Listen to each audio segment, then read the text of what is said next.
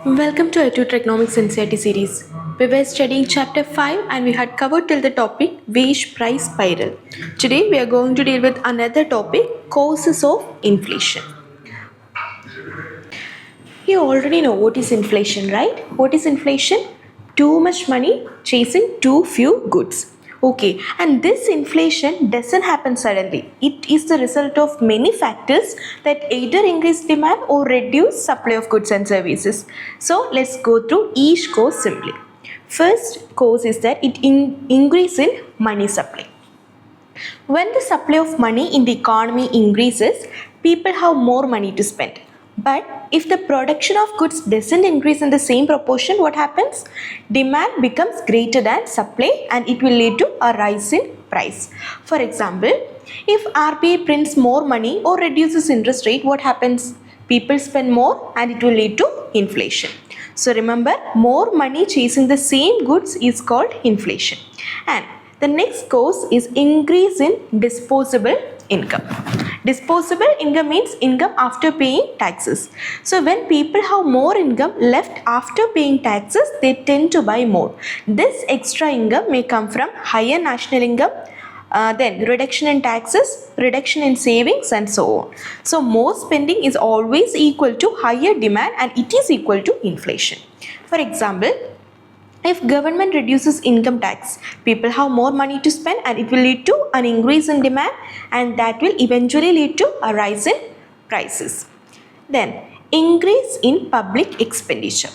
So when the government spends more on road, schools, defense, welfare schemes, etc., it injects more money into the economy and this increases demand for goods and services leading to price rise. For example, heavy government spending on rural employment programs like MG-Narega can rise local demand and prices. Okay, next cause is increase in consumer spending. What does this mean? Nowadays, people buy even expensive goods on installments or credits like EMIs. So this increases spending power even without an actual increase in income. For example, people buying vehicles or electronics through loans increases market demand and it will lead to an increase in price. Okay, then cheap money policy. When interest rates are kept low, loans become cheaper and people borrow more and spend more and businesses also borrow to expand. For example, RBI's low interest rate policy after COVID-19 made loans cheaper and people spend more and it led to inflation. The next one, deficit financing. So when the government spends more than it earns, it borrows from the public or prints new money. This increases the total money supply in the economy. So more money with people leads to higher demand and it will eventually lead to inflation. For example, printing of money to fund government projects causes inflationary pressure. Okay, then black money, black assets and hoarding. What does this mean? Due to corruption or tax evasion, black money circulates outside the official system. People use this unaccounted money to buy luxury goods, land, gold and so on. And this increases demand artificially. At the same time, hoarding and black marketing reduce supply. And the result is that double pressure on prices and it will lead to more demand and less supply. For example, hoarding onions or pulses lead to sudden price hikes. Okay. Then, repayment of public debt. When the government repays its old loan to the public, that money goes back into people's hand. So people now have more money to spend and it will increase demand and eventually lead to inflation. For example, when government pays back bonds or saving certificates in bulk, what happens? Money supply rises. Okay. The last factor is increase in export. If exports of goods increases, domestic availability decreases. When goods become scarce at home but demand stays the same, what happens? Domestic prices rise. For example, if India exports more rice or onions, domestic supply falls and prices rise in local markets. So these are the causes of inflation. What are the causes of inflation? Increase in money supply, increase in disposable income, increase in public expenditure, then increase in consumer spending, cheap money policy, deficit financing, black assets, black money and black marketing, then repayment of public debt and also increase in exports. Now let's move to the next topic, that is effects of inflation. Now, inflation doesn't just mean rising prices. It affects the whole economy, especially production and distribution. Let's break them into two parts, effects on production and effects on distribution. Okay, now let's first look at effects on production. Inflation can sometimes help production if it is mild only, okay, but when it becomes too high, it causes serious economic damage. So when inflation is moderate, that is, if there is mild inflation, it can actually be good for the economy. Producers and traders earn more profit because prices rise, and this profit encourages more investment. More investment means more production and more employment. For example, if suppose prices rise slowly, say 3 to 4%, what happens? Businessmen earn slightly more, and that leads to an expansion in their factories. So they will hire more workers and total output will increase. This type of inflation acts like a booster when the economy isn't using all its resources. That means before full employment. Okay, now when inflation becomes higher, that is hyperinflation happens, that is once price start rising very fast, everything changes. Let's see the effect one by one. First effect is that depreciation in the value of money. That is, when inflation is high, money loses value quickly. What you could buy yesterday with rupees 100 now costs rupees 120. So people stop saving because saving loses value, and less saving leads to less capital available for investment. Then outflow of foreign capital. Second one is outflow of foreign capital. Foreign investors don't like unstable economies. If the value of money keeps falling, foreign capital that was earlier invested will move out to safer countries. So this reduces capital inflow and weakens economic growth. Then next one, fall in capital accumulation. Since people don't save, there is less money for banks and businesses to invest. Without capital, industries slow down or stop expanding. So investment suffers and it will lead to a fall in production, and also unemployment will rise. The next one, it will discourage entrepreneurship. Discourage entrepreneurs. Okay, when prices change rapidly and unpredictably, entrepreneurs find it risky to plan ahead. They can't predict future cost or profit. So this uncertainty discourages business activities. Okay, then it encourages speculative activities. So inflation tempts people to make quick profit by speculating, that is buying land, gold or share just to sell them later at a higher price. So instead of investing in production and industries, they will invest in speculative activities, and this shifts money from production to speculation, which harms real growth. Okay, so these are the effects on production. Now let's look at the effects on distribution. What are the effects of inflation on distribution? This inflation doesn't affect everyone equally. Some people gain while others lose, depending on their income type and how they use their money. So let's understand it group by group.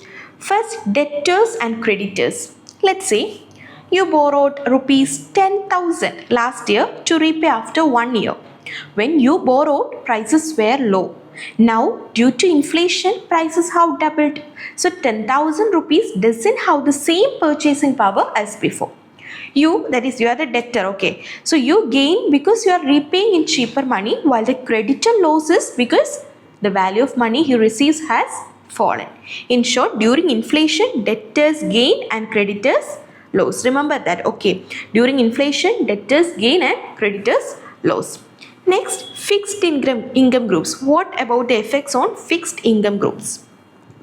These include employees, pensioners, teachers, salaried people and so on, whose income doesn't change with prices. When prices of goods rise but their salaries stay the same, their real income means purchasing power falls. They can buy fewer goods with the same amount of money.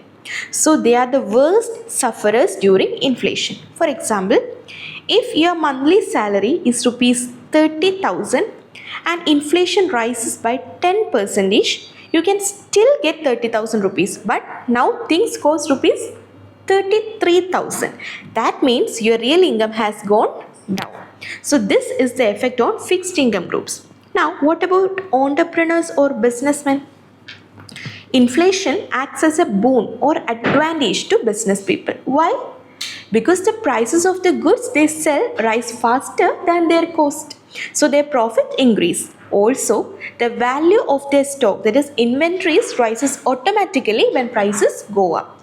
Hence, entrepreneurs, traders and manufacturers often gain during inflation. Okay, this inflation gives windfall profit to businessmen. And what about investors?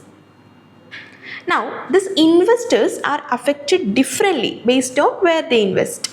Those who invest in fixed interest assets like bonds, debentures, fixed deposits, etc., they lose. Why? Because the interest they receive stays the same, but the value of money falls. For example, rupees 1000 interest now buys fewer goods than before. Those who invest in shares like equities, they will gain. Because companies earn higher profits during inflation, they distribute higher dividends and the value of shares also increase. So what is the summary? Investors, when fixed income, investors lose and shareholders gain. So this is about effects on distribution. We studied about the effects on debtors and creditors, fixed income groups, entrepreneurs and investors. Okay. Now, measures to control inflation. Okay. Inflation means a continuous rise in prices, and if it goes unchecked, it reduces the value of money and harms the economy. So economists like Keynes and Milton Friedman suggested three main ways to control it. What are those ways? Monetary measures by central bank, that is RBI in India, then fiscal measures by the government, and also other general measures. First, let's look at monetary measures. That means measures taken by RBI or central bank. So these are the steps taken by central bank to reduce money supply and credit in the economy. When too much money is chasing too few goods, the RBI uses various tools to squeeze the excess money. Okay, let's go through them one by one. So they increase the bank rate. So how increase in bank rate affects inflation or reduces inflation? The bank rate is the rate at which RBI lends money to commercial banks. So when inflation is high, RBI increases bank rate. And as a result, borrowing becomes costlier for commercial banks and they give fewer loans to the public and money supply falls. For example, if the bank rate rises from 6% to 8%, loans for businesses and individuals become expensive. That will discourage borrowers and reduce spending. Okay. Then, what about sale of government securities in open market? It is called open market operations of RBI. Okay. So this RBI sells government bonds or securities to the public and banks. When people and banks buy these, they pay money to the RBI and that money is taken out of circulation.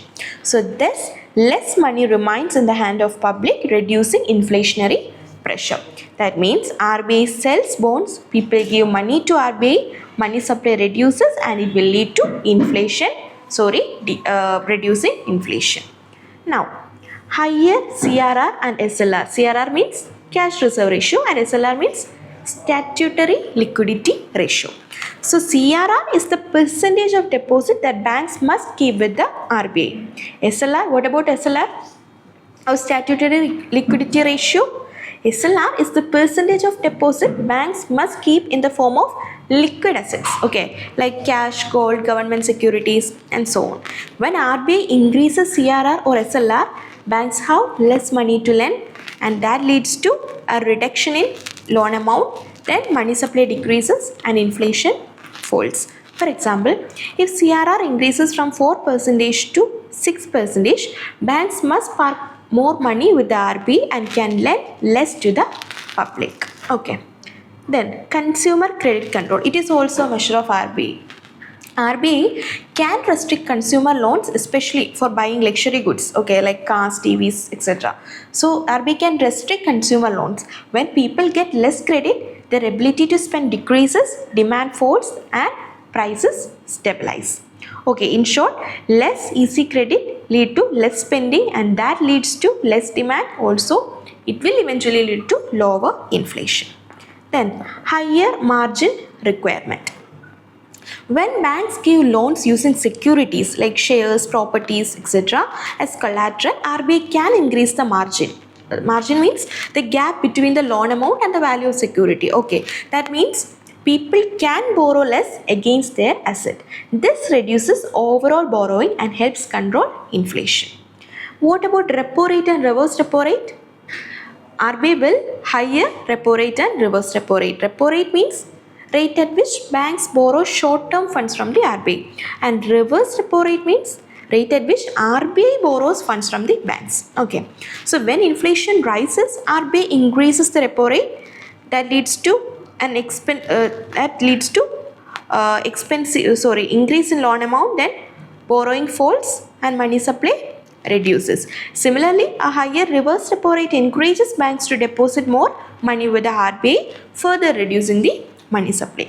So remember that when repo rate increases, borrowing cost also increases, then loans become fewer, then demand decreases, inflation decreases. Okay. Now, so these are the monetary measures. What are the monetary measures? Increase in bank rate, sale of government securities in open market, higher CRR and SLR, consumer credit control, higher margin requirement, and higher repo and reverse repo rates.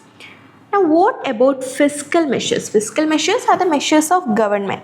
Fiscal policy plays a key role in controlling inflation by influencing government spending, taxation, and borrowing. And main anti-inflationary fiscal tools are reduction in government expenditure, then public borrowing, and higher taxation. How reduction in government expenditure reduces inflation? So, cutting down non-essential spending will lead to reduction in demand, and that will eventually reduce inflation. And what about public borrowing? Absorbing excess purchasing power by borrower will lead to a decrease in demand, and that will lead to decrease in inflation. And what about higher taxation? Increasing taxes to reduce disposable income, and this will limit consumption demand. Okay, now what are the types of fiscal measures? There are short-term fiscal measures and also long-term fiscal measures. So, short-term measures. Rationing and PDS. PDS means public distribution system. These are there to ensure fair supply of essential goods. Importing essential goods to meet shortages and stabilizes price. And long-term measures. What are the long-term measures taken by a government? They will boost production of essential goods to control cost of living, encouraging saving and investment to promote economic growth and increase supply in the long run. Okay, so these are the short-term and long-term measures taken by government. Now, meaning of deflation, disinflation and stagflation. Do you know what is meant by deflation? A situation where there is a persistent fall in the general price level of goods and services. This is the opposite of inflation. And what causes deflation? Reduction in money supply or demand in the economy. So causes, that means reduction in money supply and reduction in demand in the economy causes deflation. And what are the effects that leads to deflation? Effects, it leads to unemployment, fall in income, and then reduced production. For example, the Great Depression of 1930s, that led to unemployment, then fall in income, and also reduction in price. So this is about deflation. Do you know about disinflation? What is the difference between deflation and disinflation? Disinflation refers to slowing down the rate of inflation. Remember that word, rate of inflation, slowing down the rate of inflation. That is, prices still rise but at a slower pace. And our goal is to control inflation without causing recession or unemployment. For example, when inflation drops from 8% to 4%, it is disinflation. That is controlled cooling of inflation, not price fall. Okay. Now, what about stagflation? Did you ever heard the term stagflation? Stagflation is a rare situation where high inflation coexists with stagnant economic growth and high unemployment. And the causes are, they often due to supply shocks or poor economic policies. Then, economy faces both rising prices and joblessness simultaneously in stagflation.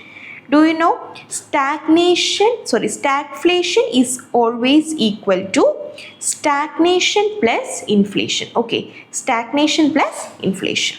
So this is about deflation, disinflation and stagflation. Now we are moving to the last topic, that is trade cycle. It is also called business cycle. Let's imagine the economy as a moving roller coaster. Sometimes it goes up, sometimes it comes down. These ups and downs in the level of economic activity like production, employment, income and spending are called trade cycle or business cycle. So what is meant by business cycle or trade cycle? A trade cycle refers to the repeated fluctuations in the overall economic activity of a country over a period of time. It shows periods of expansion followed by periods of contraction. In simple words, it is the rise and fall in the level of business activity that occurs regularly and repeatedly. And what are the key features of a trade cycle? It is recurrent. Recurrent means it keeps repeating over time. Then it has different phases. What are those phases? Boom, recession, depression, recovery and so on. We will study later. Then it affects output, income, employment and price, and also it is not uniform, that is it is not uniform in duration and intensity. For example, during a boom, people have more jobs and income, they buy more goods, factories produce more and economy will grow. But after a point, cost rise, profit fall and production slows, unemployment increases, that is recession. So what is the definition for trade cycle? According to J.M. Keynes, a trade cycle is composed of periods of good trade characterized by rising prices and low unemployment percentage, alternating with periods of bad trade characterized by falling prices and high unemployment percentage. Okay, let me break it for you. Keynes is saying that an economy doesn't move in a straight line. It always goes up and down like a wave. During good trade, also called boom, prices of goods rise, people earn more and unemployment is low. Everyone seems happy. But this doesn't last forever. After some time, the economy slows down. This is called bad trade or recession or depression, where prices fall and unemployment rises. Then after some time, things improve again and the cycle repeats. So basically a trade cycle is equal to boom plus fall plus recovery and repeating over time. Okay, now what are the phases of trade cycle? A trade cycle shows how the economy moves through different stages, through boom, recession, depression, recovery, and then the cycle repeats and so on. So let's understand each phase like a story of how the economy behaves at different times. First phase is boom or prosperity phase. This is the happy phase of economy. The country is working beyond full employment. Everyone has jobs. Factories are running at full capacity and incomes are rising.